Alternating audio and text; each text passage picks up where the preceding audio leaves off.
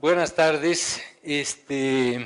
Quiero primero agradecer a UNESCO que me ha invitado a Quito para un trabajo con CIESPAL y para dar esta conferencia, y agradecer a CIESPAL por esta oportunidad. CIESPAL es un lugar emblemático, los más jóvenes quizás no lo saben, pero esta fue la casa de los comunicadores de América Latina durante muchos años, y creo que en la nueva gestión está recuperando el lugar que tuvo antes. Por lo tanto, me siento muy honrado de estar aquí y de ver amigos, caras conocidas, algunos de los que no veía hace mucho tiempo. Lo que me han pedido que haga es una explicación lo más didáctica posible de lo que se entiende por comunicación para el cambio social y cómo se compara esto con los paradigmas de comunicación para el desarrollo, cuál es la historia. Me imagino que aquí en la audiencia hay gente que está estudiando el tema o que ya lo conoce, pero yo voy a empezar por lo más básico, ¿no? Entonces, para no retrasarnos mucho, vamos a empezar.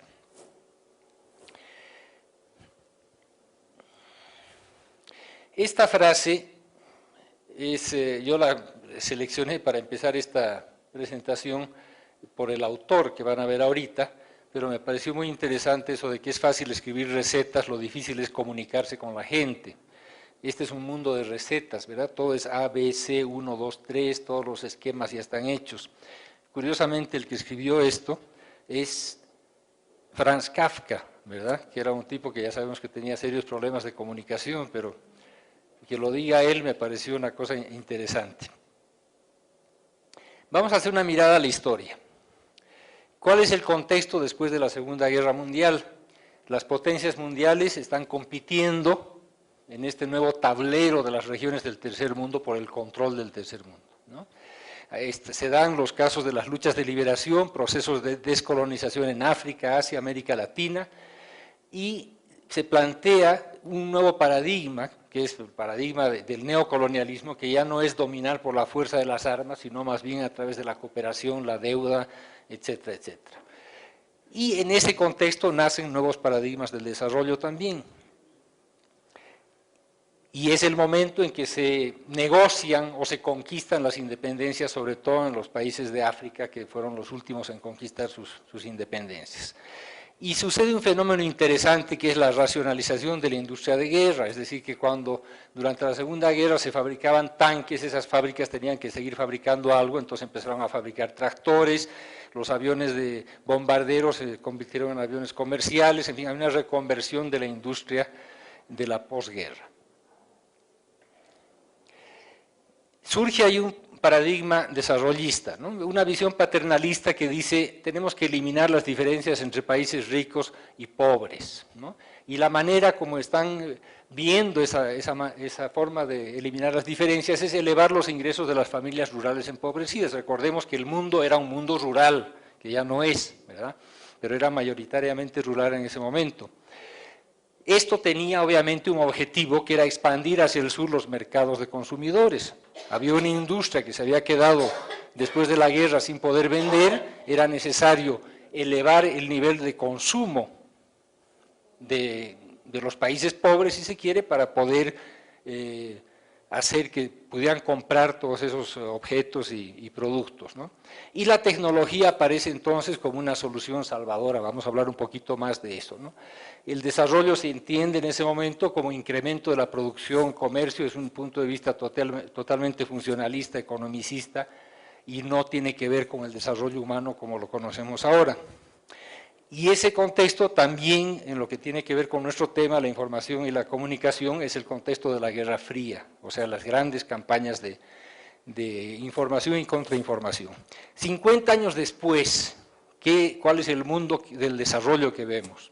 Yo titulé un trabajo mío, El cementerio del desarrollo, porque considero que han sido 5 décadas de oportunidades perdidas, y creo que eso no es un secreto.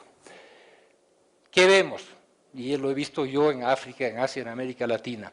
Vemos bombas de agua bombas de agua que no tienen agua, que no funcionan, caminos sin terminar, hospitales sin personal, sin medicinas, escuelas sin maestros y cuadernos, y en lo que nos toca más, equipos de video o de radio cubiertos de polvo en instituciones estatales. Eso lo he visto mucho en África, ¿no?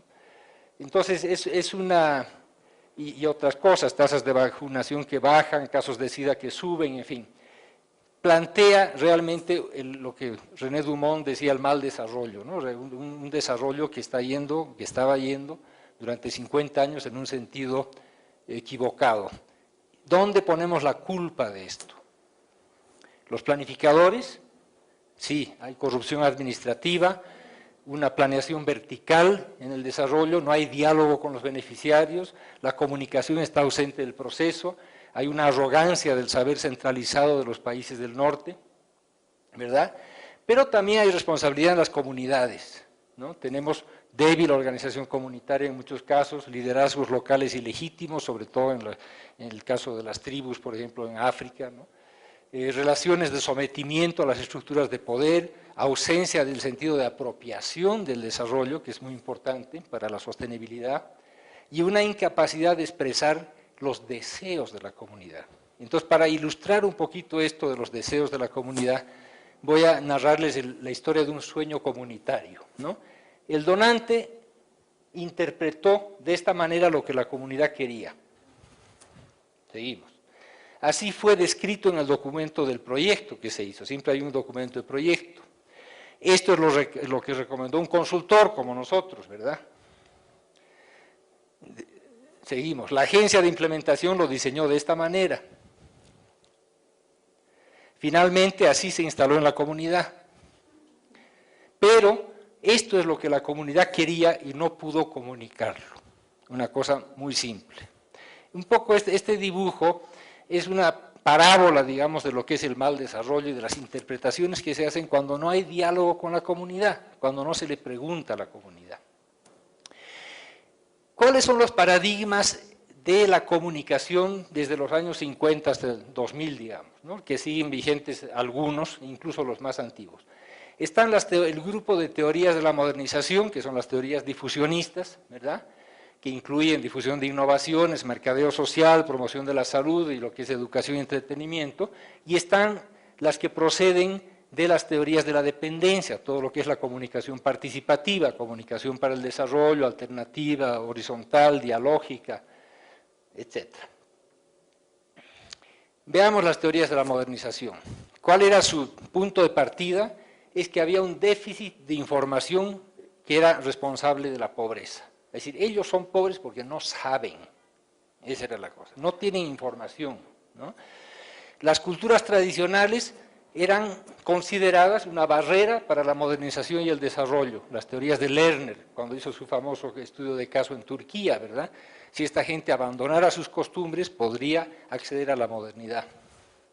Entonces, el único paradigma de desarrollo es el de las naciones industrializadas, es decir, repetir el modelo de las naciones industrializadas es lo que va a sacar al tercer mundo, entre comillas, del subdesarrollo. Entonces hay una valoración casi absoluta de la tecnología y la ciencia occidental como ingrediente impulsor de ese desarrollo. Y esto coincide, evidentemente, con la expansión y el crecimiento acelerado de las tecnologías de comunicación, radio y televisión, lo que se llamaba ya hace 20, 30 años nuevas tecnologías. Siempre hay una nueva tecnología. A veces nos olvidamos y creemos que las TIC son la nueva tecnología, pero todas fueron nuevas tecnologías en algún momento. La difusión de innovaciones tuvo un momento muy fuerte, y yo creo que tiene un retorno ahora justamente, con esto de que los pobres carecen de conocimientos, ¿no? El saber es concebido como privilegio exclusivo del norte, ¿no? El conocimiento está en las universidades del norte, en los países del norte. Y de lo que se trata es de transferir conocimientos para cambiar los comportamientos de la gente. Aquí yo lo hubiera puesto incluso entre comillas transferir, porque es una noción totalmente funcionalista, como si los conocimientos se pudieran sacar de una cabeza y poner en otra, ¿verdad? Entonces, lo que dicen es, tienen que adoptar los pobres las innovaciones nuestras, ¿verdad?, a través de la transferencia de modelos y de tecnología. Y ahí surgen una serie de teorías como los modelos de comunicación, alerta, interés, decisión, prueba, adopción, todo lo que se generó en los laboratorios de universidades norteamericanas, ¿no? pero en el fondo las decisiones siguen siendo tomadas por las agencias de desarrollo y por los donantes. Y se entra en una fase donde se utilizan mucho los medios de información gubernamentales para transferir estas tecnologías y estos conocimientos.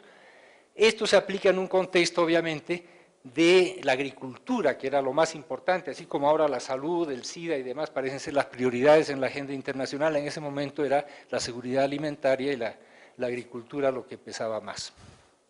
Otra de estos enfoques es el mercadeo social, que sigue siendo ahorita muy fuerte y que procede de las técnicas de propaganda de la Segunda Guerra Mundial y de los modelos de publicidad comercial, ¿no? La jerga publicitaria se mantiene, o sea, hay muchas organizaciones, incluso de Naciones Unidas, que hablan de clientes, ¿no?, en los temas de salud, o de consumidores, o de reducir la distancia entre consumidores y productos, como si estuvieran vendiendo jabones o cualquier otra cosa, ¿no?